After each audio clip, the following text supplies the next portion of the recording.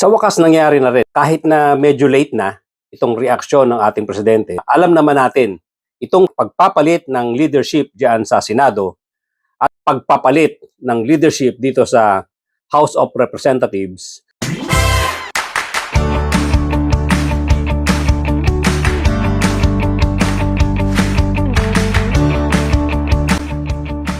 Doon po sa mga bago lang dito sa aking channel, kindly subscribe, kindly hit the notification bell, pati na rin yung like button, at paki-share na rin po para lumaki ang ating community. At tuloy-tuloy na po tayo sa ating topic for today. May kamay dito ang Malacanang. Hindi maaaring wala. Kaya nga, noon pa dapat, nung naramdaman ni PBBM na nagkakaroon na ng pagbagsak ng popularity ni Presidente Bongbong Marcos, dahil nga sa mga ginagawang reaksyon ng taong bayan tungkol sa mga nangyayaring korupsyon. Dati perception lang yan eh. Pero palakas ng palakas ang hinala ng taong bayan na nagkakaroon talaga ng collusion itong leadership ng Senado at leadership ng House of Representatives. Na nagkakaroon nga sila ng pagkakaisa tungkol dito sa mga ginagawang insertion sa budget. Nandiyan yan. Hindi mangyayari yung mga insertions na yan kung walang approval ng Senate President at walang approval ng Speaker of the House. So lahat ng ito, mga kapatid, mga kababayan, lahat ng pangyayaring ito, malaki ang role ng Speaker at ng Senate President dahil sila ang huling-huling tumitingin dyan, sila ang nag-a-approve dyan, sila ang pumipirma dyan para mangyari. At sila rin ang naglalagay ng tao na pagkakatiwalaan nila para asikasuhin yung budget na yan. At sino ang nilalagay nilang tao dyan? Usually, pag ang mga leader ng House at leader ng Senate ay corrupt talaga, ang ilalagay nilang tao dyan, yung madaling i-corrupt at sunod-sunuran sa kanila. Kaya ito na nga po ang nangyayari. Ito na ang nangyari diyan sa Senado at sa House of Representatives. Puro thieves ang nilagay ng mga leader diyan. At sila talaga ang nasunod. Dina-downplay dati ni Chis Escudero yung pagpunta-punta niya sa House of Representatives during yung pagbubusisi ng budget na yan. Pero dinownplay niya yan, pero alam natin kargado ng mali siya ang pagpunta niya sa House of Representatives, lalong-lalo na yung time na yan, walang trabaho, walang pasok. Ganun ba siya kasipag? Ganun siya ka-concerned sa mga empleyado ng House of Representatives at ng kanyang committee na nag-ka-join ng House of Representatives para ayusin ang budget? Hindi totoo yan. Meron talagang kargadong dahilan yung pagpunta-punta niya dyan. 2 beses siyang nakita. Hindi natin alam kung sino talaga ang totoong naglabas ng video na yan, pero kargado rin ang information na yan. So ngayon nga, itong pagbagsak ng leadership ni Chis Escudero, may blessing ng Malacanang yan. Itong pagbagsak ng leadership ni Romualdez sa House of Representatives, may kamay ang Malacanang dyan. Dapat noon pa. Although, hindi pa natin siguro pwedeng 100% sisihin ang presidente rito. Dahil siguro, nung time na yan, kahit papano, nabobola-bola pa siya, nahihimas-himas siya. Itong pinsan niyang si Romualdez. At itong si Chis Escudero, bilib na bilib dito ang First Lady dati. Kaya siguro, nahihimas nila, nabobola nila itong presidente. Pero sukdulan eh. Alam niyo kung talagang may mabahong singaw, mahirap pigilin yung amoy na yan. Yung singaw na yan ay napakahirap pigilin. Kaya ito, todo-todo na ngang sumingaw. Kaya nga, nung lumabas yung iskandalo tungkol sa flood control projects, yan, unang tinamaan dyan si Chis Escudero na na-realize din ng mga supporters. Ito kasing block ng Duterte, maraming sumama dyan. The likes of Loren Legarda, yung Tulfos, itong mga Bilyar, ang saklap po. Kasi alam natin na itong mga Dutertes ay nakapatong-patong ang mga kasong hinaharap nito. May mga korupsyon din po ito. Pero sinuportahan itong mga ito mga senador na kulang-kulang din ang prinsipyo sa buhay. Kulang ang prinsipyo sa buhay dahil alam naman nila na may mga kaso na ito, hindi basta-basta ang mga kasong hinaharap ng pamilya Duterte na to, doon pa sila nagsusumiksik. Ang dahilan po dyan, siyempre, gusto nilang mapasama sila sa majority at makuha nila yung mga juicy positions dyan sa Senado. Siyempre, pag maganda ang committee mo, maganda rin ang additional income mo at maganda ang mga privileges mo at marami ka pang perks. Alam nyo, ang saklap po nito, no, mga kapatid, mga kababayan, ang mga politicians natin, wala talaga sa isip nila yung public service. Most of them, if not all. Although, siyempre, hindi natin malalahat-lahat nga dahil meron naman tayong nakikitang matitino. Gaya nila, Senator Risa Ontiveros, itong sila Tito Soto, itong sila Ping Lacson, at mga ilang-ilang pang mga tao na pwede nating sabihin na hindi naman talaga nadadala ng daloy ng korupsyon. Kaya lang, majority po dito kinakalimutan na nila yung pinanumpaan nila doon sa Code of Ethical Conduct for Public Servants. Meron po yan At isa rito sa nilalaman nitong Code of Ethical Conduct, ito yung RA 6713, yung simple living na sinasabing, lead modest lives appropriate to one's position and income, avoiding extravagant display of wealth.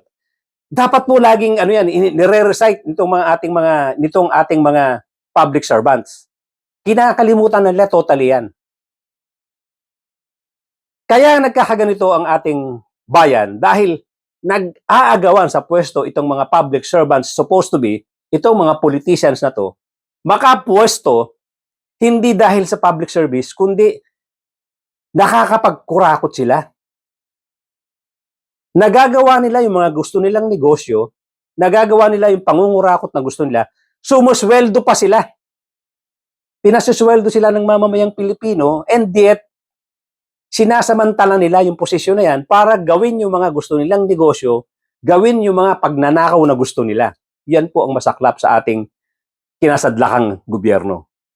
Sana itong ginagawang pagkilos ngayon ni President Bongbong Marcos, na sinasabi nga natin medyo nahuli na. But then again, kahit papano, inumpisahan niya na. At sana, suportahan ng mamamayang Pilipino ang pagkilos na to. Importante po rito na maging matatag itong si PBBM. Suportahan siya ng pulis, suportahan siya ng Armed Forces of the Philippines dahil itong gagawin niyang pag-iimbestiga na to, malalaking pangalan, malalaking politiko ang tatamaan niya rito. May mga koneksyon sa militar, may mga koneksyon sa pulis. Kaya importante rito yung leadership ng Armed Forces of the Philippines, leadership ng pulis na suportahan itong si PBBM dahil siguradong-sigurado hindi madaling laban ito. Mabigat na laban ito para sa presidente at ayaw naman natin na mauwi ito sa kudita pag kumilos yung mga malalaking pangalan na tatamaan niya, nasasagasaan. Ayaw natin mauwi yan dahil ayaw natin mauwi sa kudita yan dahil magsasuffer po ng husto ang ating bansa. Magsasuffer ng husto ang ating mga mamamayang Pilipino. Kaya malaking bagay itong investigasyon na to. Tulungan ng mamamayang Pilipino, suportahan natin ang pagkilos na to. Huwag nating pabayaan na magkaroon ng humina ang gobyerno, mawala ang suporta ng militar, mawala ang suporta ng pulis. Importante po yan dahil pag nangyari ito, hindi na mahuhuli yung mga korap na opisyal, maghihirap pa tayo dahil doon sa shake-up, dahil unconstitutional yung pagpapalit ng presidente na hindi dumaan sa tamang proseso. At pag nangyari po yan, ang ekonomiya natin ay babagsak na naman. Aabutin na naman tayo ng 10-15 years bago makarecover.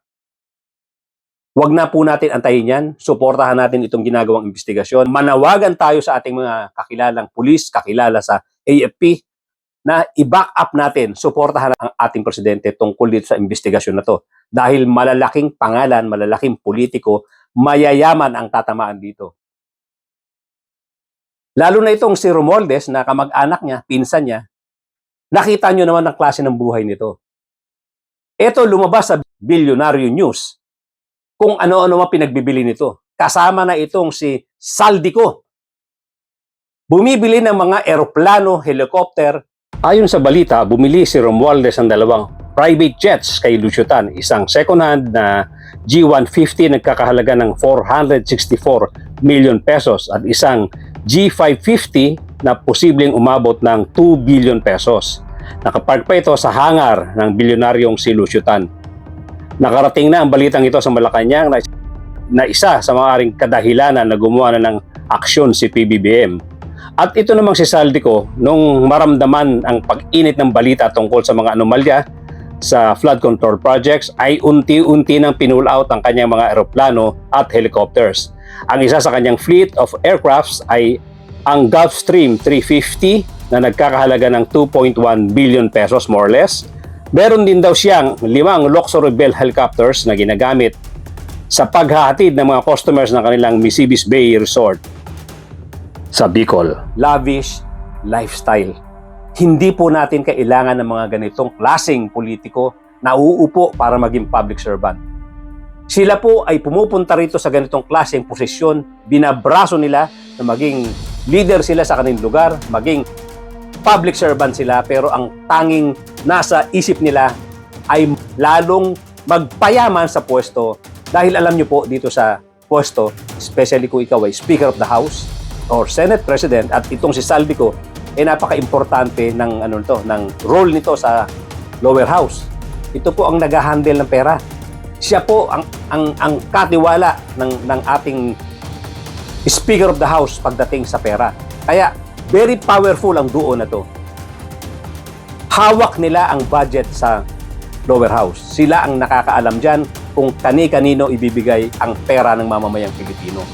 Kaya importante po na yung mga ilalagay natin sa pwesto, hindi ganito. Huwag na natin i-idolize mga kapatid, mga kababayan.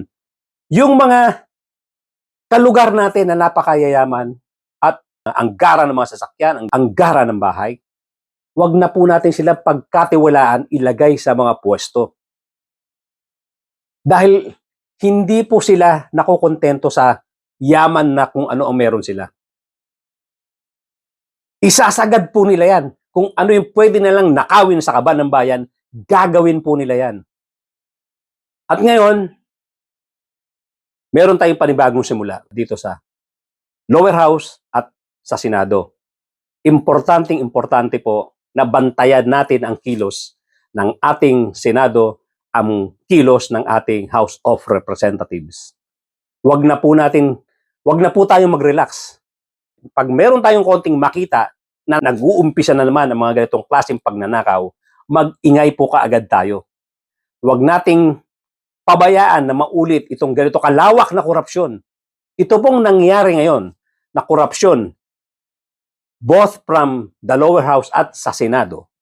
Ito na po ang pinakamalaking iskandalo na nangyari dito sa Pilipinas magmula pa nung mga panahong before Marcos Sr. pa na presidente ng Pilipinas. Ito na po ang pinaka-glaring, ito na po ang pinaka-garapal na pangyayari sa korupsyon. At pinakamalalaking amount, ang lalaking halaga po ang ninakaw. Kaya po, kaawa-awa talaga ang sitwasyon nating mga mamamayang Pilipino ngayon. Kaya kung hindi tayo magtutulong-tulong para ibangon uli ang mga institusyon na to, malaking role po natin dyan sa pagbabangon ng panibagong simula ng ating mga institusyon na gaya ng Senado at lower house. Ang mamamayang Pilipino po ang maghahatol at pwedeng tumulong para ibangon ang image ng mga ito at baguhin yung sistema na naghahari diyan sa matagal na panahon sa mga institusyon na to. Yung ating mga public servants na ang kanilang intensyon, ang kanilang purpose sa pagtakbo, ang kanilang hangarin na maging public servant na hindi naman talagang public service ang nasa isip nila, kundi magpayaman. At yung mga mayayaman ng dati, lalo pang nagpapayaman. Huwag na po natin hayaang mangyari yan. Pag meron tayong konting makita na nag-uumpisa na naman ng korupsyon, mag-ingay na po kaagad tayo. para mahadlangan yan, para maputol ka agad yan. Bantayan po natin itong mga bago nating leaders na nag-handle ngayon dyan sa Senado, leaders na nag-handle ngayon dyan sa lower house. Huwag tayong maging relax at wag na wag nating iniidolo ang yaman at galing at kayabangan nitong mga politicians na to. Hindi po natin dapat silang ina-idolize. Bantayan po natin sila na katulad ng pagbabantay natin sa isang ordinaryong Pilipino. Wala po silang kaibahan sa atin bilang mga tao. Ang kaibahan po lang natin, siguro sa kanila, mas mayayaman sila at afford nilang tumakbo bilang politician at afford nilang gumastos para maluklok sila sa pwesto. Pero ang power ng paglagay sa kanila dyan sa pwesto ay nasa ating mamamayang Pilipino. Kaya maging maingat na po tayo sa pagboto sa mga taong ito.